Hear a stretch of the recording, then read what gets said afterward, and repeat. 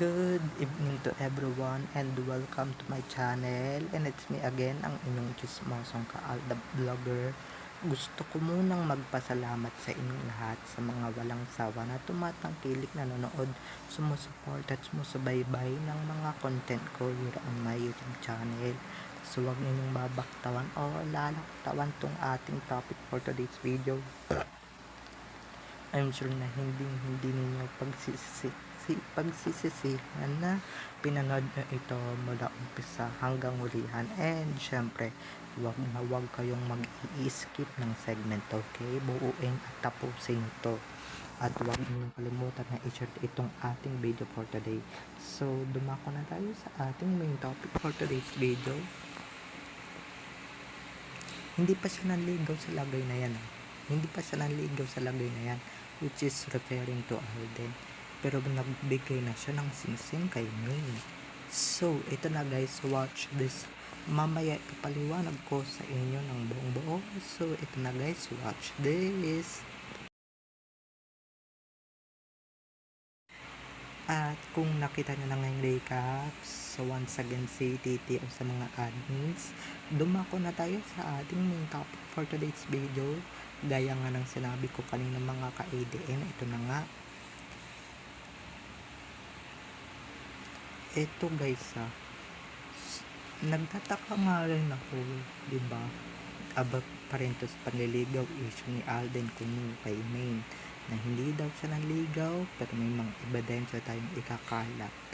Dahil ito na nga, hindi pa siya nanligaw sa lagay na to, hindi pa siya nanligaw sa itsura niya yan, na para bang magpropose na siya, diba? Dahil kitang-kita ko may maliit na box siyang binigay kay me during birthday or 21st birthday of May sa Itbulaga. First time mag-celebrate na May ng birthday, na kung saan may binigay nga si Alden na engagement ring yung sa box. Kung natatandaan niyo yun, edi matatandaan kayo, edi wow, diba? Pero ito lang nga, sinasabi niya lagi niyang press release, diba? Lagi niyang pa-eme na hindi siya nanligaw, hindi siya ganito, hindi siya ganyan, diba? May mga ganun siyang instances na sinasabi, pero ito lang naman sasabihin ko mga ka-alamation. Sa tingin niyo ba, magbibigay yan ng singsing kung hindi nanligaw yan, diba? At alam ko kinabukasan sa Bora or pag nila sa Boracay, sunuot niya na agad tong singsing na to. So ano yun, diba? Ano yun, props lang, diba? Ano yun, parte pa ba ng scripted yun o ng arte-arte yun, diba? Tapos diba, ngayon lang din naman talaga nagtataka na hindi ko naliligaw, di ko manliligaw, pero may singsing kang bitbit o dala-dala, at sinabi mong pakini na kung handa ka na, ako ang magsusuot sa'yo na ito, diba? So anong ibig sabihin nun mga ka-ADN, diba? Pero kung tatanga-tanga ka, and syempre bobo ka, diba? Hindi mo agad magigets to. Ako gets ko na talaga diba? Tapos kinabukasan sa Boracay or pagdating ng walit, nagbakasyon kayo sa Boracay or whatever, diba? Sinuot mo na agad to kay me. So ano to, diba? Ano to, lokohan, diba? Ito lang mga ka-ADN na walang maluloko si Alden kasi, diba, kahit ilang beses na siyang manloko ng mga tao, syempre kahit ilang beses na siyang mang-prank ng mga tao na kunwari hindi siya nanligaw, hindi siya taga sunod or sutor ni Maine, diba? Hindi siya sutor ni Maine, never siya nanligaw, yun yung sabi niya, never siya nanligaw pero kinasal, nagkaroon ng maraming anak, diba? Tapos may engagement ring pang involved. So ano yun, diba? Ano yun, nagpakasal kayo, gumawa kayo ng mga anak, tapos nagbigay ka ng engagement ring, wala pa lang kayo, ano yan, bigay ng magkaibigan lang. Gawain ba yun ng magkaibigan lang? Di ba mga ka-ADN? So kami Alden, huwag mo kaming pinaglululokong tao ka. Diyos ko. Eh halatang halata naman dyan na nagsisinungaling lang siya at halatang halata naman talagang um, na marunong talaga siyang magsinungaling, and definitely and diba doon pa lang mga kaidin, basang-basa mo na talaga yan na talagang nanluloko lang ng tao yan si Tisoy, diba? Nag-aano lang yan si Alden, charot-charot lang yan eh, diba?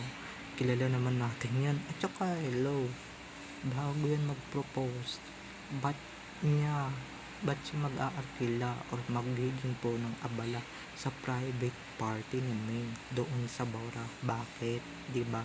Eh, kung talagang magkaibigan lang kayo, ba't ka mag-aarkila ng private plane para walang makasunod sa'yo, walang paparazzi, diba? So, yun lang. Yun ba yung galawang magkaibigan? Kasi ako mga ka-ADN, wala ang mga pinaggagalaw ni Alden dyan. Di yan asta ng magkaibigan lang or ng lalaking kaibigan ng isang babae. Diba? So, I never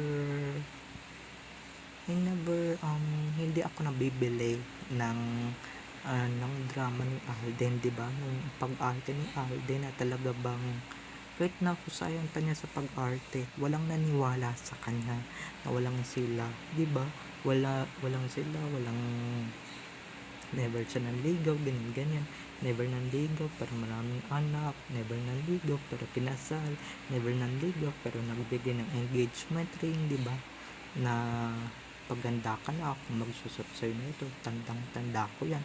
21st birthday ni me, it was 2016 by the way, diba mga ka-ADM? So ayun lang, diba?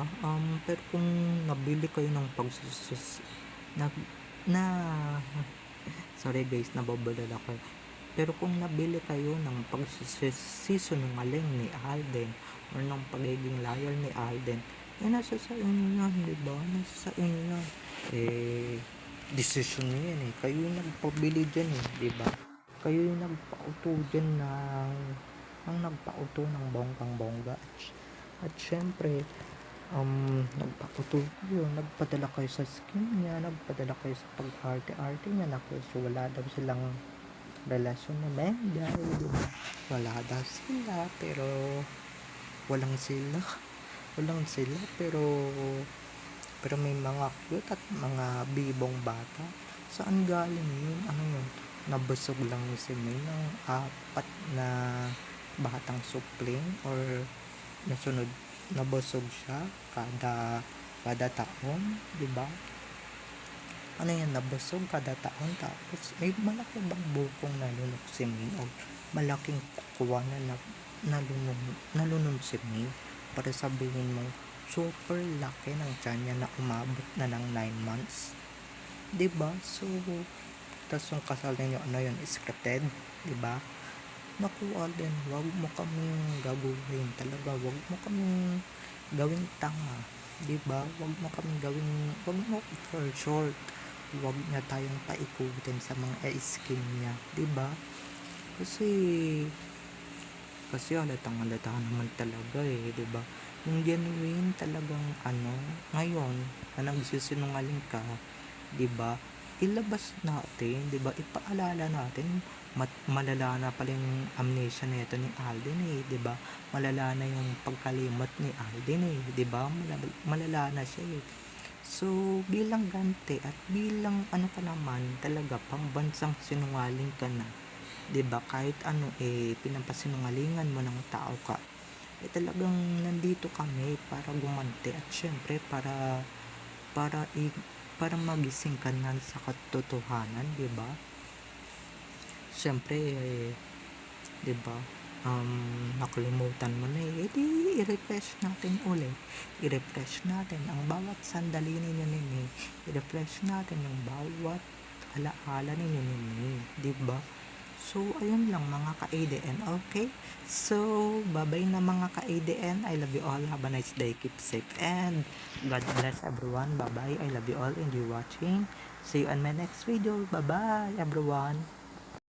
At madagdag ko lang na mga ka-ADN, madagdag ko lang talaga na 'di ba madalas na yun ang ginagawa ni Alden ng pagsisinungaling yan syempre yung pag ano 'di ba alam naman na natin yung reason ba't niya ginagawa ito at ba't niya talaga ina-avoid yung mga memories niya noon 'di ba kasi nga dahil nga may sarsuela so yung mga makukulit dyan na talagang gusto ng paaminin yung dalawa wag kayong makulit kami na yung bahala okay pero yun talaga just for the sake of the career, 'di ba? Kakalimutan mo na. Pero wag mong sasabihin Alden na hindi ka talaga nanligaw kay Maine or hindi ka nag-propose kay Maine, 'di ba? Dahil napakalabo naman yan talaga ng sinasabi mong tao ka, napakalabo, 'di ba? Ang galing mo kasing gumawa ng kwento kaya yung iba diyan naniniwala, 'di ba? Kaya yung iba diyan naniniwala yun syempre inaaway na namin 'di ba pero kung ayaw nilang maniwala eh di wag 'di ba yun lang yun ganun lang kasimple and that's okay okay